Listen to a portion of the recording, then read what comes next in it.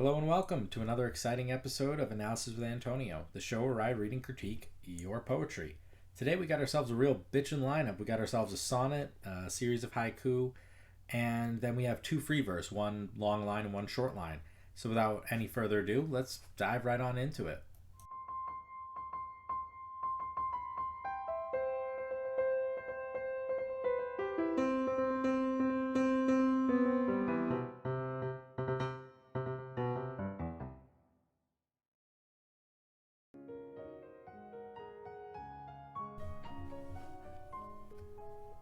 Minutes burn like meteors streaks in skies, hours like comets circling in taunts. Just as planetary bodies collide, we reconcile lies for truth and needs for wants. We exist as a nucleus of orbits, of souls swimming under raw wrinkles of flesh, unrolling cosmic scrolls painting portraits of rising spirits buried in sunsets. Reconciling light for dark shades of years, amongst chaos achieve lost serenity. Beyond this casket are future frontiers, celestial infinite divinity. For all mundane moments, ignorance does space. Differences in action make to replace. Okay, time for the analysis. We're trying out a different format because I want to try leaving comments as we go through it. So tell me if you like or don't like this new setup. Whether or not, if you like it or don't like it, doesn't matter. I'm going to do what I do. So, first off, we know it's a sonnet. Why do we know it's a sonnet? Well, for starters, you tell us it's a sonnet. That's kind of... I'm kind of hit or miss whether I like it when we know what form it is based on the title. But I will say this. Capitalize things in the title. Right? Capital. And also capitalize the first word of your poem. But other than that, I like that you didn't do any more capitalization, so that's nice. That's what we like to see.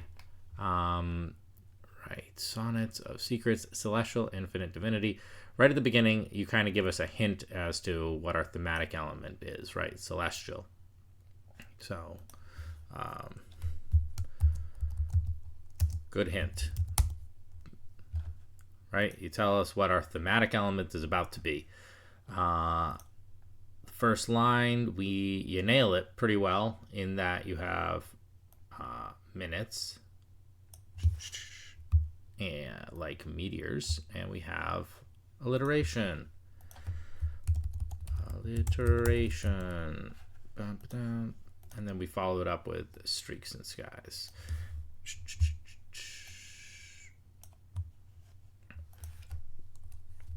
More alliteration.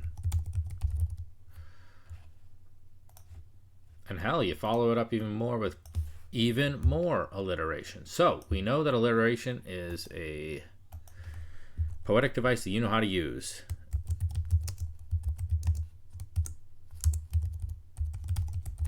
Cool.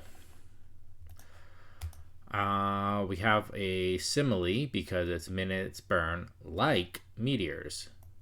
Simile.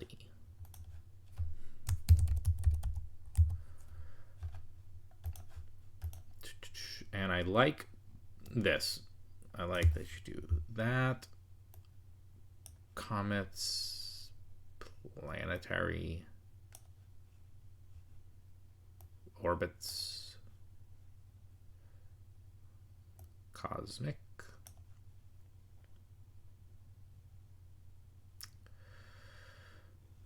And celestial.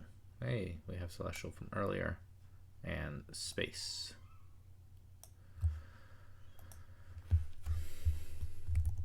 Thematically. Hey, I spelled that right. Consistent. I didn't spell that. I did spell it right. Haha. So, thematically consistent. That's really good.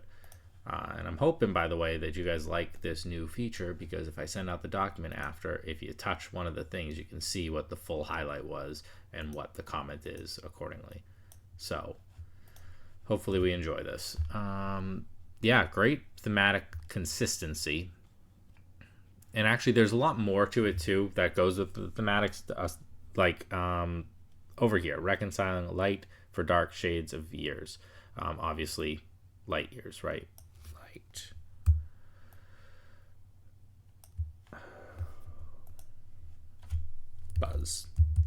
Buzz Lightyear. Right, and then the Future Frontiers, it's known as the Final Frontier, so this is actually really good.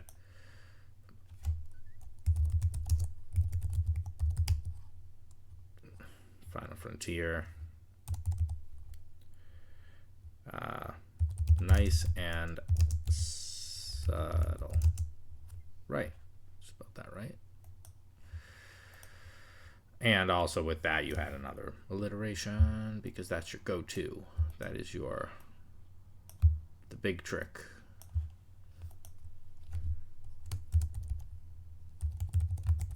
Hey, why are you getting in the way? Cool. Let's take a look at a few other aspects about this poem. We would be remiss if we didn't check out the syllable count and the end rhymes in a sonnet. Well, actually, first off, we have our stanzas. Right. Quatrain, quatrain, quatrain, couplet. Skies and collide do not rhyme. How do I want to do this?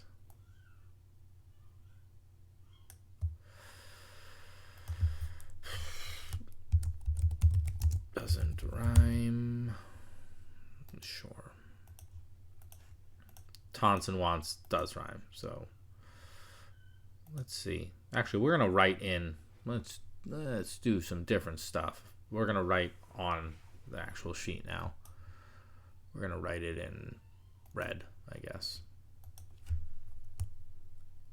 So I'm gonna put an X where things don't rhyme. That'll make life easier. So X, A, taunts and wants does rhyme. So that's going to be our first rhyme. So that's an A, that's an A, and that's an X because it rhymed with nothing. Orbits, portraits, I'm going to give that to you. B, because it's portraits, orbits, B, B. Cool.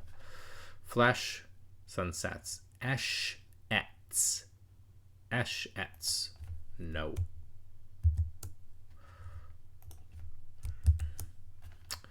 Years, frontiers. I'm going to give you that one. That's good. And then serenity, divinity. Nitty, nitty. Serenity, divinity. Yeah, that's a rhyme. And then we close out strong with space and replace. So we had A, B, C, D, E. So yeah, you got to swing back. You got to figure out how to make this rhyme and this flesh at skies collide, right? You have two areas where you need to tweak it up a little bit. Let's go on to syllable count. Minutes burn like meteors streak in skies. Tenor. We'll put it on. Yeah, we'll put it right after it, whatever. Tenor.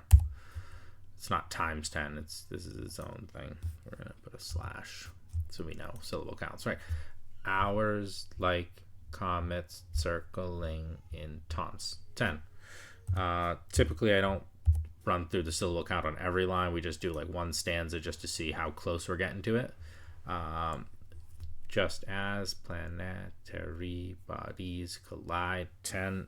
And usually if you got the first stanza right, you got the rest of it right, or you're fully capable of checking it yourself. We reconcile lies for truth and needs for wants.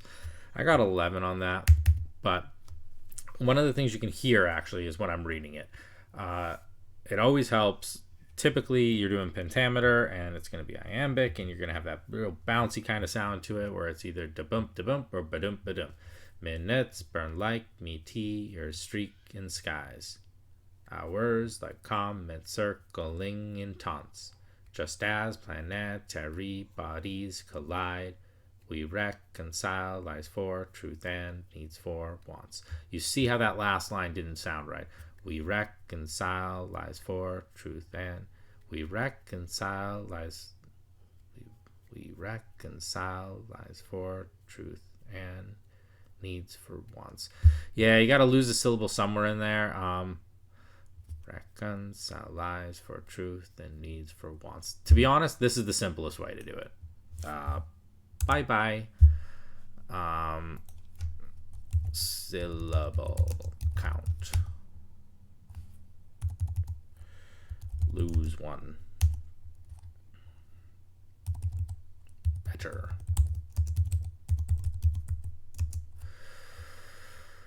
Okay, cool. Right.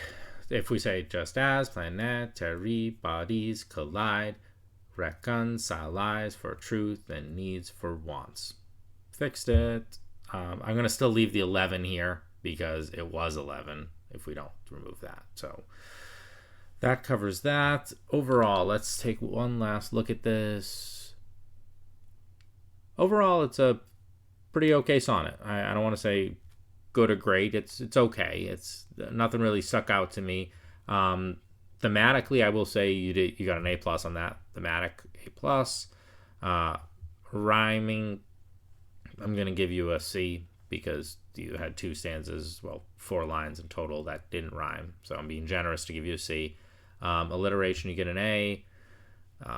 Syllable count, I'll give you a B+. You were pretty damn close, and if you got that first stanza perfect, you'd probably have gotten that A. Let's see. The space, differences in actions, make to replace. This right here works out real nice. Space to differences. Because it's enjambment.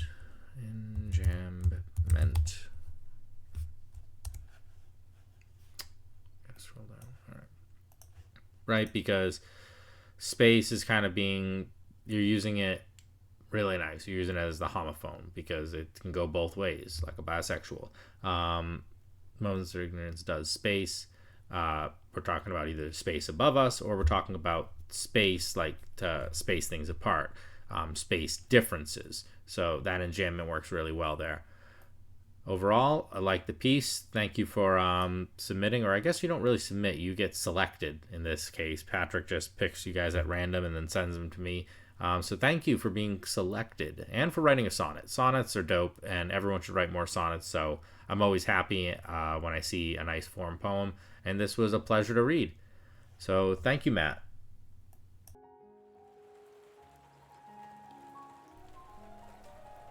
Roof leak hypnotism. Water drops torment consciousness. Rain-filled pans sing. Storm clouds hide the rim. Roof leaks stain the ceiling paint, wishing for light rain. Thunder cuts the sky. Roof leaks, watermarks everywhere. Leave no mystery. Okay, analysis of a haiku. Oof, we're going to get a lot of rolling eyes for this because English haikus to begin with are a bastardization of the true haiku. But we're going to give it a shot anyways. I'm going to do my best to critique it, but at the same time, I am not a master of haikus, so, take everything I say with a grain of salt. Right, the first thing we notice is it's a sequence of 3 haikus. We'll check the first thing that everyone checks when they check a haiku is it 575, right? Roof leak hypnotism. Oh, god damn it, we're already off? Roof leak hypnotism. All right, cool. We're at 6. Sure. Water drops torment consciousness. 8. Okay, not off to a strong start. Rain-filled pans sing. 4. All right, maybe he's just fucking with me. Storm clouds hide the rim. 5. Roof leaks stain the ceiling paint. Wishing for light rain. Thunder cuts the sky. Roof leaks, watermarks everywhere. I'm going to get rid of your copyright thing because it's kind of in the way and kind of silly.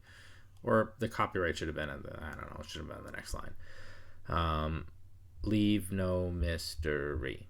5. Okay, so clearly there's a couple lines that were not the 5-7-5, but well, again, we're going to take that with a grain of salt because that's not really what a haiku is all about, anyways. The more important parts are those two Japanese words. I'm going to look that up on the side so I can remember how to say them. And yeah, Kareji and Kigo, right? So Kareji is, and I'm probably pronouncing that wrong. That's the cutting word, and it's not so much a cutting word as it is more a cutting sound per se. And a lot of times, what it can be is instead of being a word, it can just be actually the break in language, whether you do like a dash or a question mark, and it's sort of the pause in your cadence is what it really turns into. So if we look at the first one, roof leak, hypnotism, water drops, torment, consciousness, rain-filled pans sing. I would say that you kind of do it over here. Between line 2 and 3, you have that sort of break. Roof leak, hypnotism, water drops, torment, consciousness, rain-filled pans sing. This is really a separate thought, and there is that extra long pause between line 2 and 3. So you do have your Kareji. Storm clouds hide the rim. So actually, how do I want to say that? We'll say it's between here.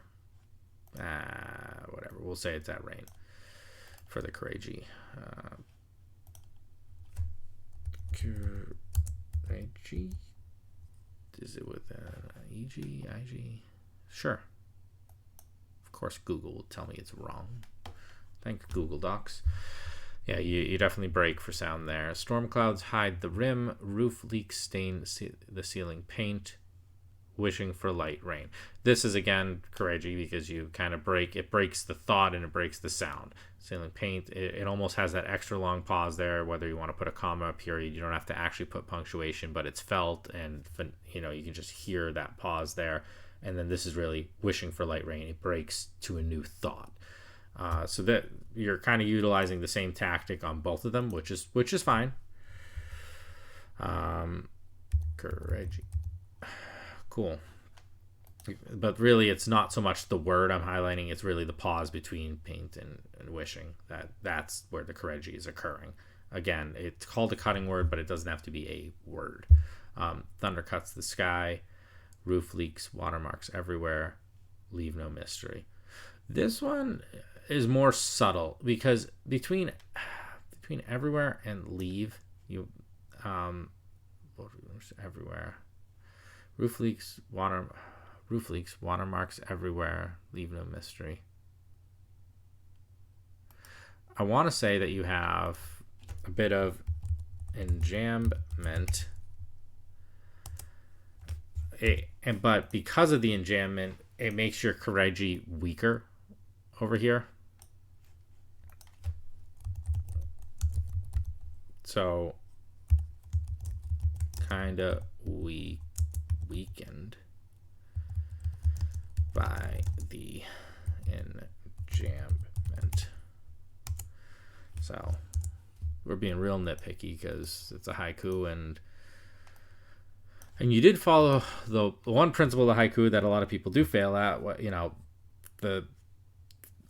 What it's actually talking about, right? Senryus are about human foibles and all that stuff, and haikus are about nature, and this is all about nature. I like that they were also like a continuation of a story. I know that there's a term for when it's more than one haiku in a series, and I just forget it.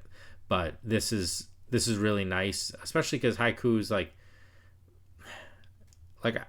I have Basho on my bookshelf, right? And when you read it, it's almost like a bunch of journal entries and you're reading a whole story. They are isolated pieces, but they do oftentimes work together. So it's really nice when you see multiple haikus strung together to paint a whole picture. Overall, it wasn't great because, your syllable count was off. So by the English standards, we failed. Your Karejis were present though, so that was good. And actually, no, I'm not gonna say it wasn't great. It was okay. This was definitely a B. I don't give it an A. I don't give it a C. It's a B. The syllable count was really what screwed you up and again, it shouldn't matter because English versus Japanese haikus, it's it's a silly rule, but because we're writing in English, we're going to follow the silly rule. But overall, I think the Corregis were fine because there was that nice pause between line 2 and 3. This one was your weakest one just because it had enjambment. Arguably, it's a stronger one because it's more subtle. But maybe, I don't know. I think I personally like the subtleness, but it makes it harder to go, oh, that's a definite Corregi in there. So there's that. And then there was one other element of a haiku that we're supposed to look for. Kigo, seasonal reference. It's rainy season. The whole thing is is that. You don't need more of a specific word. We're talking about a rainstorm. So this is the rainy season. That's your seasonal element. Kigo is present. So I'll just say, I'll highlight the whole damn thing. Kigo is present. Kigo is present.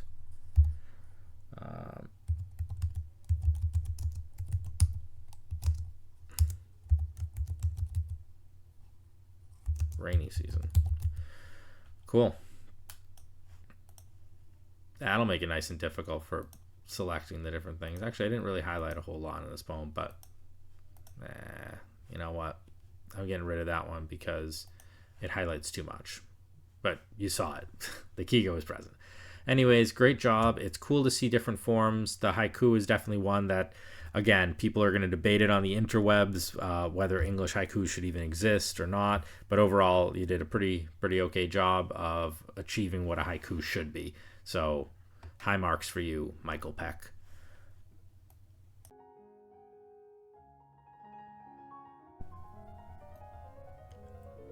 I spit in the mirror. I tint the littered liquor of grit of calendar. As spring spawns stinky sunflower, the fading film is forgotten on the rim of the rotten, neither of error nor of furor, neither of terror nor of tremor. I hate the dittoing echo of my ceaseless cells. I create my own meadow of my face to erase the sallow, as beauty became dull and grace gone full. Years yearn to replete, tears turn to deplete, defeat deflects my inner self, silence stows on the shell. I yelled to expel myself of delirium, and I couldn't. I was broken from elm to sperm, to the interior, period. I see myself, not myself, in the mirror, for lengthily life hazed over hours, blurring my blind powers. I shade my stale shadow with telltale tomorrow, for the mirror manifests it clearer. The more sable the sight, the more stable the sigh. Bitterer and sicker, even the cheery canary grows gloomy, gray, ghastly. I spit in the mirror. I spit in the mirror, and I split my smile by annihilating the fertile pile, for fire feel feebler with my insightful ink. I click things from trifling. I drink from the milk of nothingness. I sip from the dip of sadness, wink all the silk of numbness, wean on the wine of weariness. I spit in the mirror. I spit in the mirror of time. I sit in the pit of pine. I fit the wit of wine. For time turns things old, rhyme and time turns mold and cold. I want to mold new words out of my pale pearls, other than those I stumble upon every day on the yon way to decay, foregone beyond, yarn absurds of wan words have dreary glow in my heart. They grow sucker of the same sort. Are these the words of mine, the words of auld lang syne? Or am I just curbed to debris? I coin colors to conceal within. Redolence resides in my new poems. For you, the only token, my woman. Ugly me is of artistic specialty. When I write a poem of beauty, I spit in the mirror, for I see myself, echoed in the mirror, of timeless time, of feckless feather. Okay, that was a long piece. That was real tough to read because there's a few grammatical snafus and just weirdness. I'm going to be judgmental right up front, and I'm going to put it right on the surface. It doesn't seem like English is the person's first language. I'm just going to say that. I deduce that because the name and plus some of the ways they worded certain things. That being said, good effort, right? The title itself, Mirror of Time. Let's just start out right there. I feel like I write this on almost everyone's. So I write this too much cliche, right? Mirror of Time, Wheel of Time, whatever of time. It's everything about it's cliche. Mirrors as a metaphor, overused. Time just being overtly upfront. It's all, the title is very cliche. It turns me off right away. The first line is good though. I spit in the mirror. All right, we have a very aggressive tone to set the stage. Great opening line.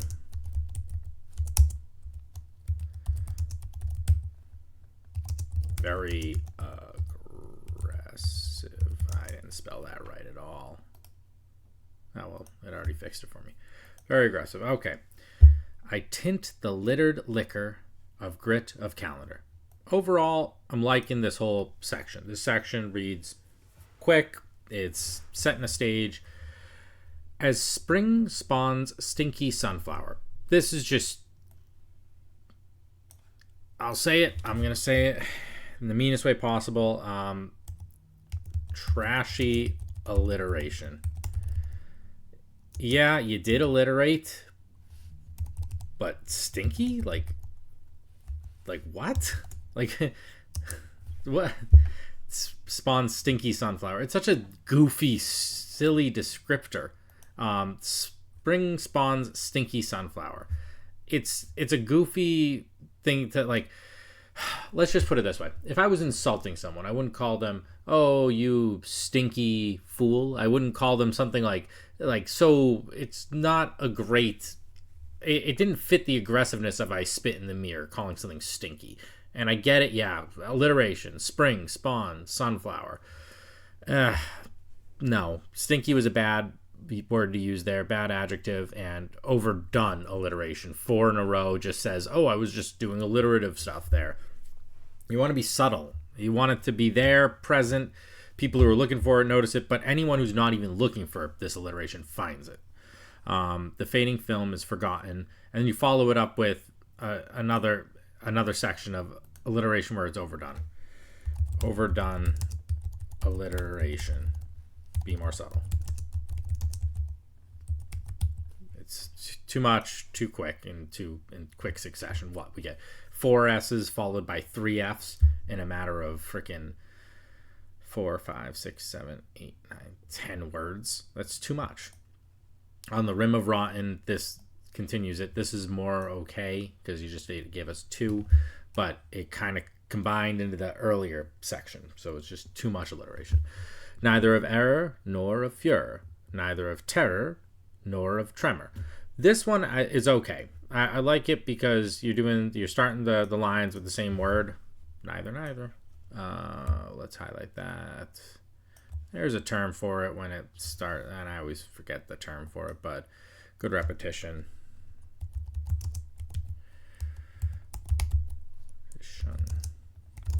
To start line. So it's good repetition, especially because it's not just neither, it's neither of. An error and terror being rhymes, internal rhymes worked out well there. They're simple rhymes, so I'm not a huge fan, but internal rhymes. Get out of here. Jesus Christ. Internal rhymes, nor of furor, nor of tremor. That section was good. I hate the dittoing echo. So, this is probably your best line thus far. Best line so far, because it refers to previous lines, right? It's talking about dittoing and echoing, and what are these 2 lines doing? They're dittoing and echoing, right? They're doing the same thing but slightly different. of my ceaseless cells. I'm going to allow it. Another alliteration, going a little too crazy with it. I create my own meadow. Interesting. Of my face to erase the sallow. Of my face to erase. I didn't really like this internal rhyme, but it's there. You got an internal, whether good or bad. Internal rhyme. Put a check on that. Of my face to erase the sallow. I don't know what you mean by sallow. What is sallow? Let's do a quick look up on the side. Maybe I'm going to learn a new word today. Sallow definition. Of a person's face or complexion of an unhealthy yellow or pale or brown. Okay. Of my face to erase the sallow. This is actually a good. We're going to give you, you earned it. You earned the $5 word. Nice usage. That was well done. You know what? I'm going to take back my comment. Maybe you do know English pretty damn well. I'll point out the spots where it gets weird later, but that right there tells me you know English pretty well if you're using your resources extremely well, because this was well done. It's placed in the right spot, and it's a good word choice. All right. As beauty became dull and grace gone full. Grace gone full. I don't like this, and grace gone full. As beauty became dull and grace gone full. I get what you're going for here, which is like the ULL, right? And the ULL. I almost highlighted it, right?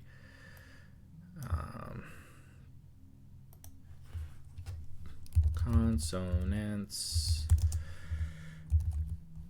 Double L's. Double L's for the W. That's fine. So that's cool and all. But in grace gone full, I didn't really like. It sounds just kind of, I don't know. It sounds weird. No one speaks like that. Years yearn to replete.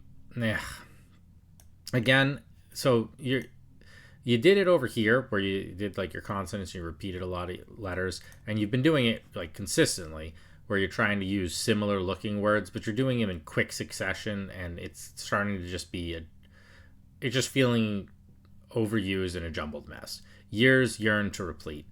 That's annoying. I get it. I'll even write that. I get it, but don't.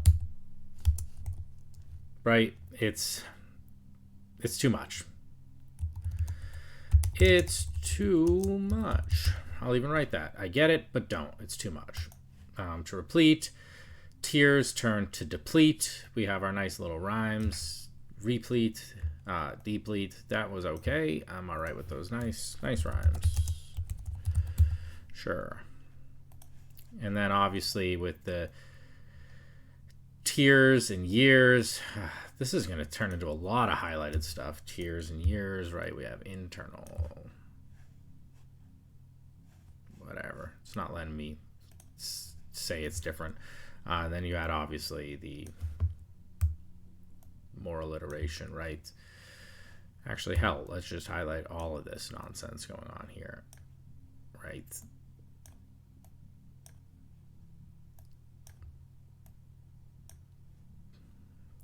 Then heck, we're going to go into the next line.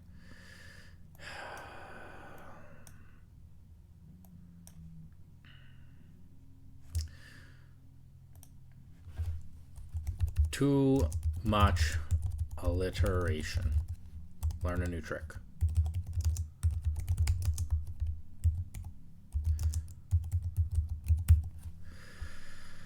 We often talk about this. Poetic devices are seasoning, right?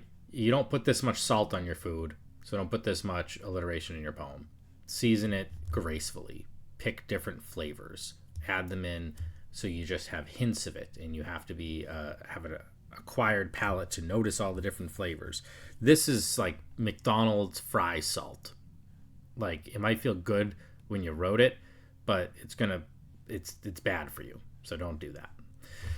I yelled to expel myself of delirium, and I couldn't. I was broken from elm to sperm. This, I don't fully get the elm part. Broken from elm to sperm. I guess elm is a tree, and trees are made of wood, so someone having wood, jacking off, creates a sperm. I guess that's the connection between those two words. Other than that, I got fucking nothing. And I was broken from elm to sperm. But I do think that that's interesting. I'll at the very least give you that. Interesting. It's different. It threw me off because everything, right? From boxing it off to putting the little asterisks in there to obviously using a nice word that Facebook will flag to the interior, period. Clever. Or at least trying to be. Right? Because a period is following 3 periods and a 4th one, right? So clever stuff. I see myself, not myself, in the mirror. I feel like this could have been like italicized or differentiated, right? Because he would say, I see myself, not myself. Like, that might be better if it was italicized. Highlight the word my in some way. Because that's what you're trying to emphasize it, right? And obviously we're bringing back the mirror that we've been talking about. For lengthily, what the fuck was that? Spelling?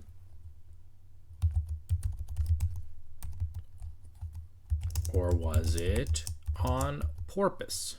Purpose. I didn't spell it right either way. Was it on purpose? If so, why? Answer that to yourself. I can't tell you why. I don't know why you didn't do it as lengthy. This is why I was questioning if you know English well, but obviously using certain words, you definitely do know English well. I don't know if this was an on purpose thing. If it is on purpose, what the hell was the point of it? And if it isn't on purpose, then fix it.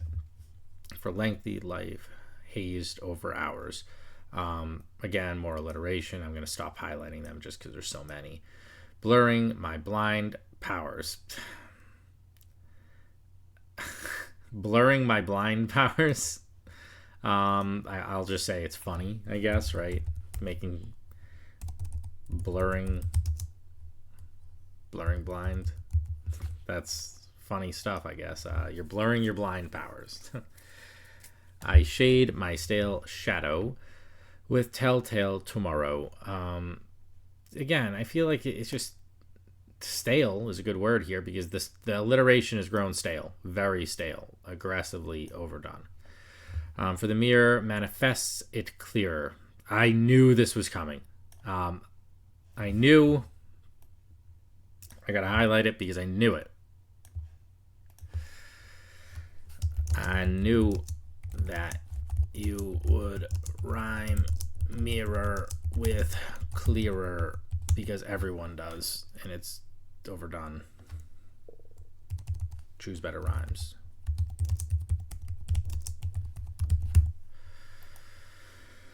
The more sable the sight, the more stable the sigh. This I like again because this kind of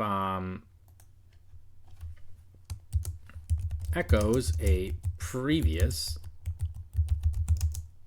section where nicely done, right? You had that earlier section where you were doing a very similar thing where you said neither of error, neither of terror. The more sable the sight, the more stable the sigh. And obviously you're just changing sable and stable. You're changing just a couple letters, which I'm a big fan of, actually. Bitterer. Why use that word? Bitterer. More bitter and sicker. Bitterer. No, I'm just gonna. I'll say it. That's personal. Not a fan of this word. I'm gonna guess it's a real word because it's not underlined. But bitterer. Yeah, bitter and sicker. Even the cheery canary grows gloomy, gray, ghastly. Stop. Just stop. I'll even write it the way I'm saying it. Just stop. Way too much alliteration. Brain wants to shut off.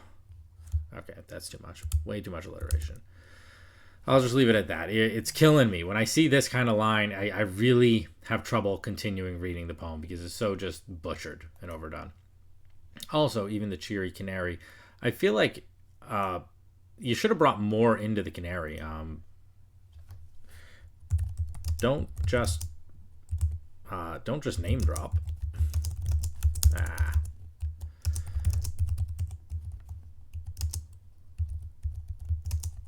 Build your characters.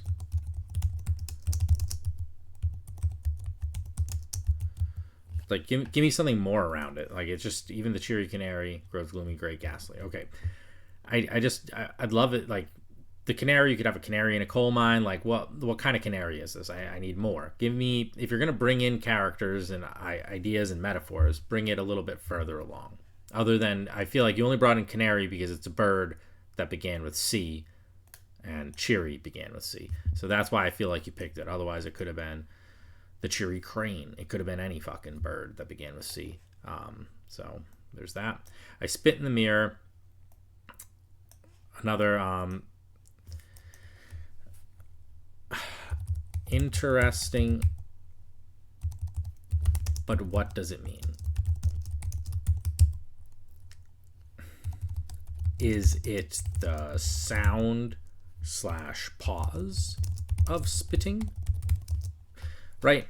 I had trouble reading it because I almost wanted to give a spit sound to it. I spit in the mirror.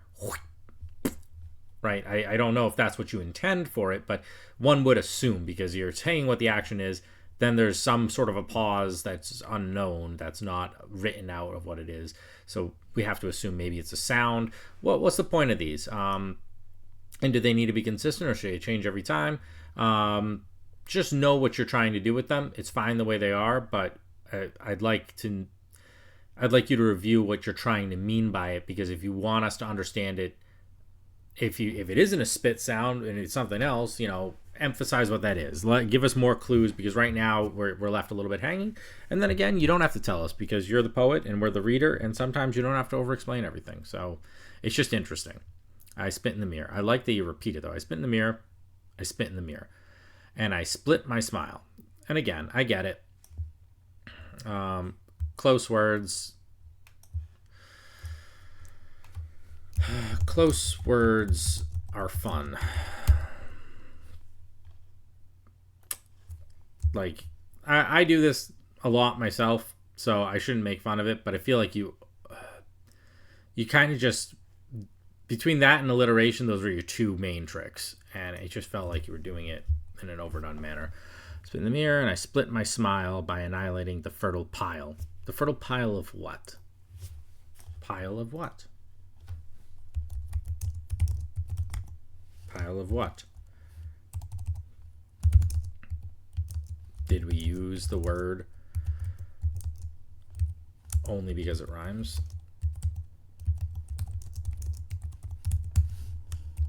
Like, that's an example of, like, and I split my smile by annihilating the fertile pile. Pile of fucking what? It's just, it seems like you're just tossing that word in because it rhymes. Of desire, the fertile pile of desire that Dean dimmer. For fire feel feebler. What? I hate this. I hate everything about this. And I've already explained why I hate this kind of stuff, but hate. And actually, you get one more hate because you did 4 words in a row. Feels feely feebler? No, stop it. With my insightful ink. Unless it's a joke. And in which case, like, is this ironic? And in which case, haha. But you're beating up the reader real hard right here, right? If you're making a joke that you're writing something non-insightful and kind of silly, and then saying that it's insightful, then it's ironic, and that's semi-funny, but it's a little bit much for the reader. And if you're not doing this line to be ironic about the previous line, then this previous line just sucks. I click things from trifling. I drink from the milk of nothingness. I sip from the dip of sadness. I hate that. Sip from the dip. Sip from the dip. No. Bad. Sorry if my comments are getting shorter and more rude, but, you know, this is a long poem and I'm trudging through. Wink at the silk of numbness. Wean on the wine of weariness. Jesus Christ.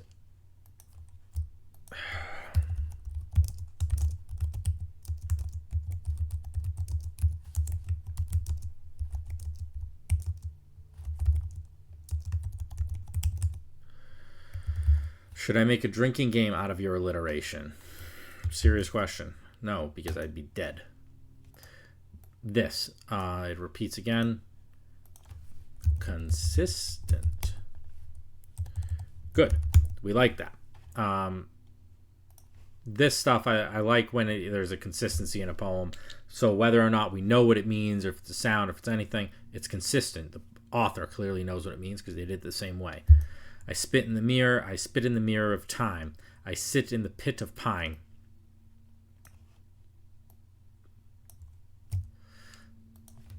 Why pine?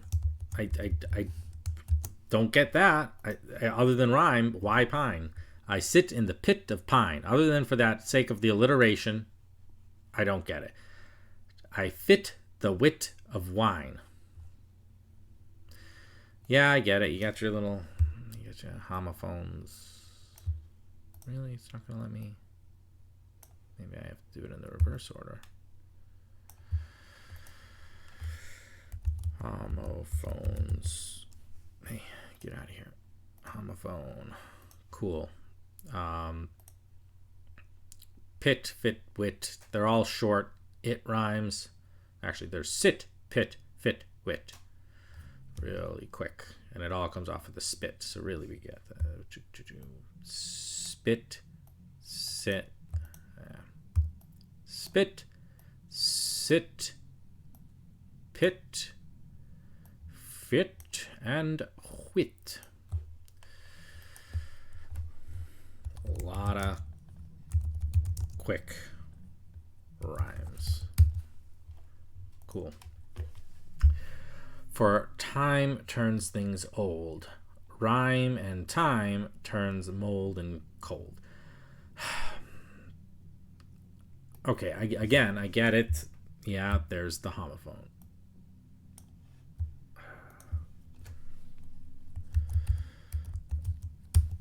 Right.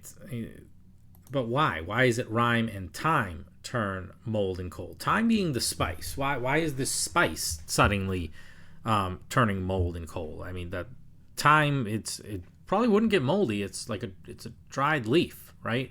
So if anything, it won't turn to mold. I got some in my cabinet right now, and it's old and it's not moldy. So this just, why? It just, well, actually, on that note for homophone, I'm gonna say, why use it? What is the purpose other than just being like, look, I know time and time are homophones. Let me just change time over here.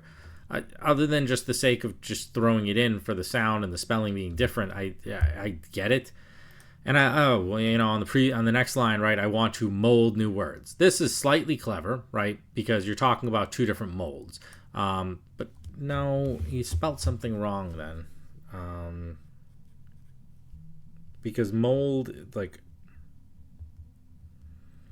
when you mold something, I'm pretty sure it's supposed to be the other spelling. Whatever. Is it mold or mold? No, there's just the British one. Whatever. Anyways, I get it. The mold, cool. But you're not molding new words. You're just using words incorrectly in this case.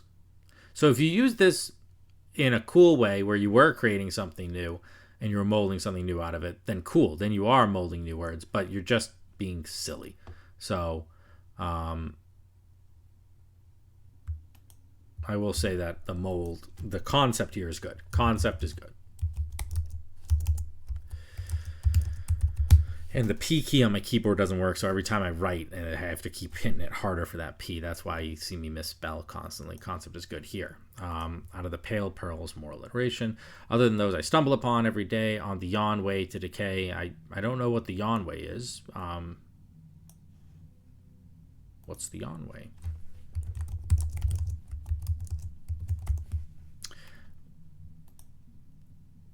And that's actually less of a critique and more of a question. Sometimes, you leave the reader with a lot of questions. So, foregone beyond yarn absurds of wan words.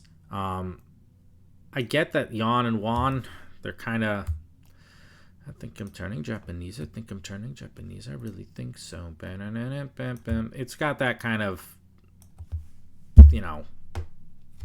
that side of the world, right? They're like, similar words, but why? My question is always going to kind of be, why are you using said words, right? That's a common question I'll ask. Wan words, other than for the alliteration, I don't see why. Have dreary glow in my heart. They grow. The glow to grow, again, it's a similar trick. Similar words, right? Similar words. Stuck to the same sword. Are these the words of mine? The words of Auld Lang Syne. I like this because I don't know what it means.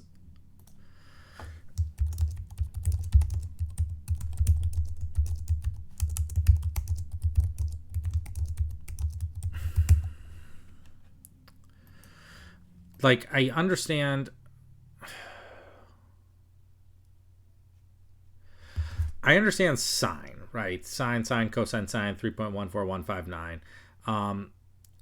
Auld Lang, words of Auld Lang Syne. Lang kind of looks like part of the word of language, right? And we're talking about words. So I feel like maybe it ties in. Maybe I got to do a side search of Auld Lang to understand what the hell that means. Let's see. Auld Lang Syne. Ooh, it's a song by Rod Stewart? I should have known this. Although it's spelt differently. So,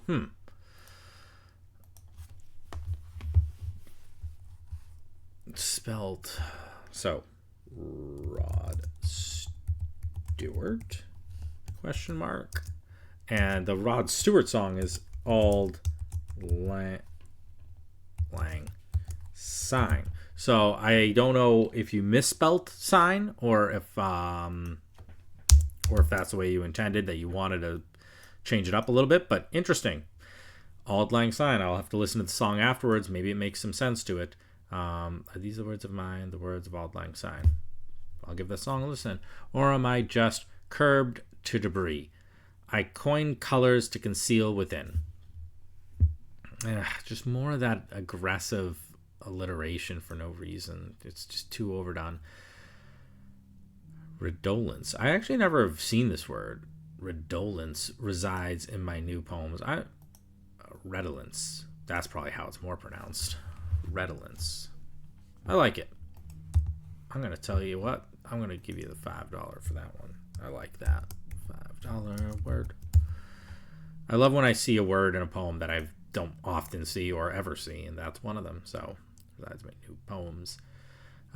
For you, the only token, my woman.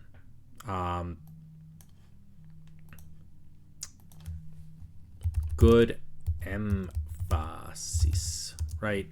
Because you capitalize the you. You're making it important there, and you further the emphasis.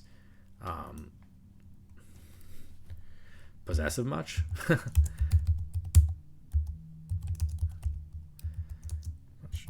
Possessive much? JK, right? Because you're saying like my woman, like it's you're being aggressive on the my part of it. Then we get this guy again. Cool. Ugly me is for artistic specialty. When I write a poem of beauty, I spit in the mirror. When I write a poem of beauty, I spit in the mirror, for I see myself echoed in the mirror. A timeless time of feckless feather. I don't like the ending. Get the heck out of here so I can actually see what I'm writing. Blech. Where did that comment go? Scrolling down. Timeless time. Fucking really?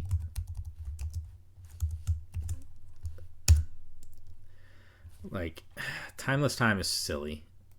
It's just, and feckless feather is okay, I guess, but again, you're just alliteration. That's pretty. So I walked away from this poem. I'll be quite honest. I did not enjoy reading this poem, not one bit. I actually almost scrapped this from the critique because it was so long and it was not a pleasant read. But you know what? We mucked through it. That being said, there are some good aspects of it, but I think that when you write a poem this long, you need to keep the reader entertained. And if you're only going to keep pulling out the same tricks with the short line poems, a lot of alliteration and just playing with a little bit of language, but not really doing it in a, I don't want to say not doing it in an intelligent way, but not doing it in a very in-depth way. You're just doing a very surface level swap out of letters, which to me just feels like a weak trick. It's belittling the art of words, in my opinion. So I personally didn't enjoy this poem. I left all my notes along the side. I left all my questions. Again, sorry if it comes off a little harsh on my critique, but sometimes somebody gets the hammer, right? Maybe it was because you were the last one I'm critiquing that I decided to go extra hard on you, but these are all the things that I did not like. And the good part is you'll be able to go back to this. I'm going to add the Word document with all the notes along the side. I'll have it as an attachment on the video so you can go to it and you can take a look, and I'll make it a editable document. So if you want to answer questions to it, go right ahead, because it's going to be, a shared Word document, and then I can comment back and forth and we can work through different things. So if you have a question about any of my critiques or you want to answer and tell me I'm wrong about something, go right ahead, because maybe I missed stuff. There was things in here I didn't know, like that song and a couple different words. So I did learn some things from the poem. So maybe I'm being dense and I missed something, but I just felt like the poetic devices were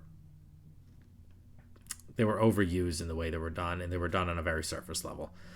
Okay, enough going on about this poem. Next poem.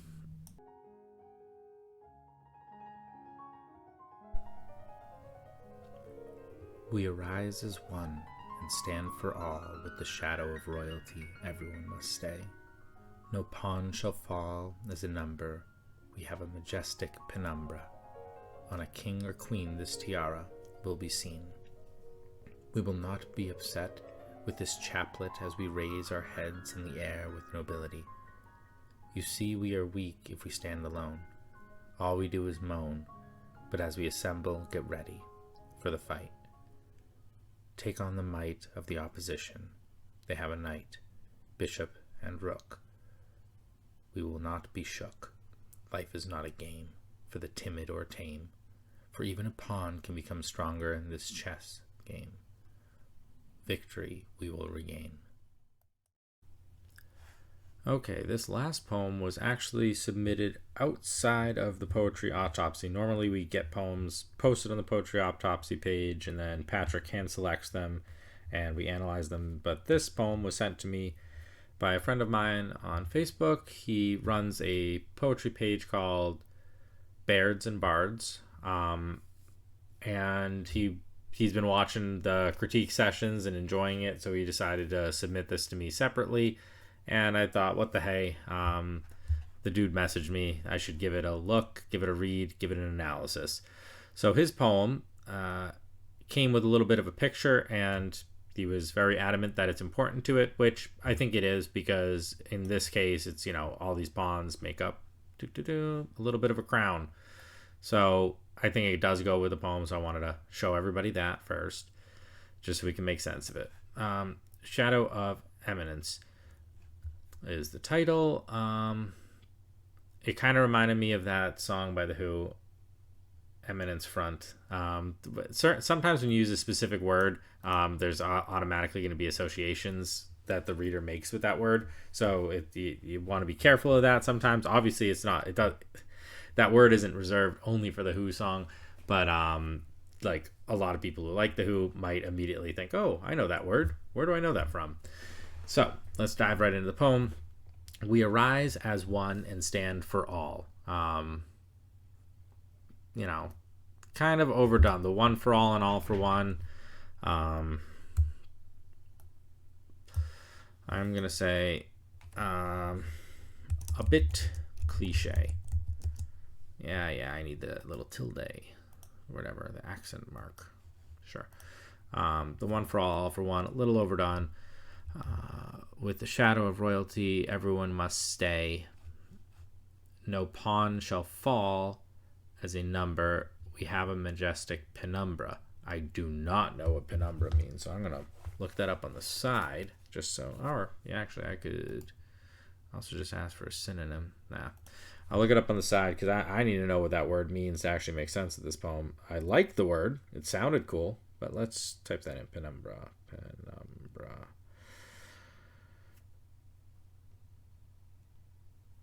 So, penumbra, the shadow cast by Earth or Moon over an area experiencing a partial eclipse. Okay, so it has to do with shadows. Cool. Got it. Shadowy word. What I'm also going to say is, hell yeah, that is a $5 word. That is a good word. We talk about this a lot. Usually when me and Patrick are going over poems, you don't want to overdo the $5 words, but it's cool to toss in a couple of them, and that one is a $5 word. No pawn shall fall.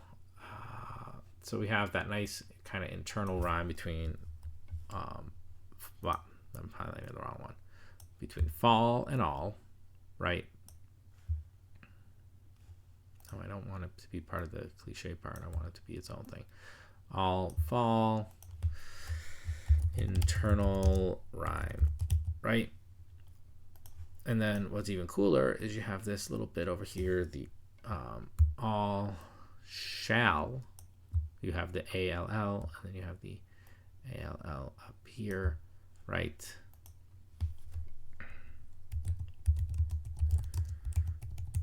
Repeating letters.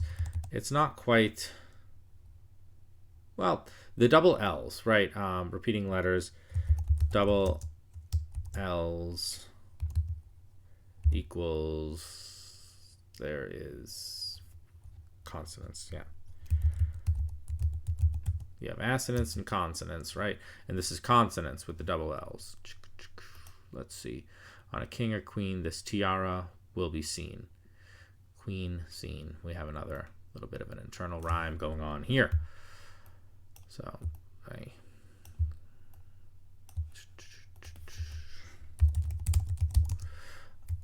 now, the thing about this poem as a whole, and I tried asking for the line breaks. I think we were just having a little bit of a confusion on how he was sending me the poem, because I wanted to know where the line breaks are, not just the stanza breaks. But this is the way it's kind of presented on Facebook. When he sent it in the chat, he put the line, he put the slashes after the stanza breaks. But I'm not fully sure if this is exactly where he wants to actually keep the line breaks themselves. Specifically because at the very end, strong in this chess game, right? Like I would have to assume that game is supposed to be on the previous line. But it's just the way it was sent to me. So I'm not going to beat him up over that too much. I just assume that it's meant to be, return and then send this one. Really? No. Well, I want the game up on the next line, so maybe I just have to go smaller size, right? We'll just... There we go. That helped, sort of. It screwed up other things about it. But either way, line breaks are important. So in the future, definitely have them sent over as a Word document. I'm still going to go through this because it was an ask. But I need to know where you actually want the line breaks to be. All right, so let's see. I know that one was over one anyways. Will not be upset with this chaplet. Chaplet was another $5 word. It's a different word, so I want to... Yeah. Chaplets. Well, not really a $5 word. We're going to call this one a $4 word. $4 word. It's not too crazy of a word. I got to look up what it means, but it also wasn't too fancy sounding. Chaplet definition. Let's see. Garland or wreath for a person's head. Okay, cool. Didn't really know that one before. We will not be upset with this chaplet. We will raise our heads in the air with nobility. Okay. Yeah. You see, we are weak, and if we stand alone, we are weak if we stand alone. All we do is moan. I hate this. I hate everything about this. Hate. Weak rhyme. Weak rhyme, just silly rhyme. Like, the thing is, like, with your poem, it's either you're taking the poem seriously or you're not taking the poem seriously. If this was a non-serious poem where it's just kind of all silliness, sure, go for it. But considering the poem wants to take itself seriously, this is too weak of a rhyme, too childish to be taken seriously, so it does not work. All we do is moan, but as we assemble, get ready for the fight. Take on the might, the opposition, they have a night, right? We actually have we have a carryover rhyme and an internal, but all good for that. Rhymes up the wazoo. That's an expression. I've never actually typed up the wazoo before, but they have a knight, bishop, and rook. We will not be shook. Also kind of the same thing as before, where this is a weaker rhyme. Weak rhyme. I was kind of curious about the fact that, like, they have a knight, bishop, and rook. I don't... If this knight over here was without the K, and it was the homophone of knight, right, then the enjambment would be more clever. But it doesn't come off as clever enjambment. It comes off as just like, you just broke it there for no reason. They have a knight, bishop, and rook. We will not be shook. I don't know why there needs to be a break between there, why the bishop and rook couldn't be up here. It didn't seem purposeful. So I'm going to highlight that and say didn't seem, could have been more, right? Whenever you have an obvious homophone of like Knight or Night, like you should play it up because you have the opportunity and you missed it. Life is not a game for the timid or tame. It's a little weak of a rhyme, but in this whole line right here, life is not a game, very cliche. So I think that it's tough when you're doing a poem about chess or about something like this. It has been done a lot, so a lot of the lines are going to come off as cliche, but you don't have to add extra misery. Like, life is not a game. That's such a boring statement that so many people have made. Why would you need to make it? For the timid or tame, for even a pawn can become strong in this chess game. So game rhymed with tame, right? And tame rhymed with game. But you know what's kind of funny? Game also rhymed with game. It's the rhyming fire with fire. It's Jim Morrison level stuff. Usually I like a repeated word. This case I don't like the repeated word. No, I want this to be its own. There we go.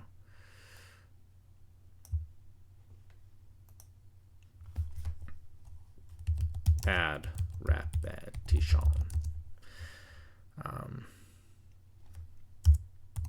Not a fan. Victory we will regain. So this is kind of an interesting one for a couple of reasons, right? Because the pawn, regain means that you had it at one point. Gain means to get it. We will gain victory, right? But victory we will regain implies that you're getting it again. So the implications, right? Are you regaining, gaining, or just gaining? So that's the question you have to ask yourself to figure out what word you actually want to use. Now, that being said, obviously, penumbra, that was a good word to use in association with this picture, and kind of the implication of this, like pawns working together to achieve something, to gain a crown. But the problem I find with this is, although there is the chess analogy, right? I think that you should have done some deeper thought on it. Referencing the knight, the bishop, and the rook, that's fine. Referencing the king and queen, fine. And referencing the pawn. We cover all our bases. Great. All the pieces are mentioned. There's so much more to chess that could have been brought up into this. Whether it's about the movements that they do, talking about the limited movements that the pawn has in comparison to the way that the other pieces are allowed to freely move the board, would have been a good aspect. And the other thing that I kind of don't like about this, I know that the picture is saying like, oh yeah, work together as a team, we can get the crown. But if you really think about it, the only way a pawn can become something else and better himself is by doing a selfish action and getting to the other side of the board. And the only way that the pawn can become a queen is if the queen is already dead, and then it gets to the other side, and then you can get the queen, because you can only get back the pieces that have been already dead. But that being said, the pawn can never be a king, because it can only, when it gets to the other side, you can get a new piece that has already been dead, but if the king is dead, the game is already done, so it can never become a king. So I think that, if we're really digging into like the rules of chess and how it would actually work, I think I would reference the fact that they can get a crown, but they can only go up as far as queen. So even if they do make it to the other side, they'll never be king. But they, if they can make it to the other side, and actually I would bring into almost the analogy of life, getting to the other side of the road, right? The chicken joke, when you get to the other side, it's about getting to the other side of life, right? So getting to the other side of life for the pawn, killing himself, allows him to become something greater. So I get it. You're going off of this picture, but I think this picture is kind of detached from the rules of chess and kind of silly in that regard, because it's not like if they work together they become a king or queen.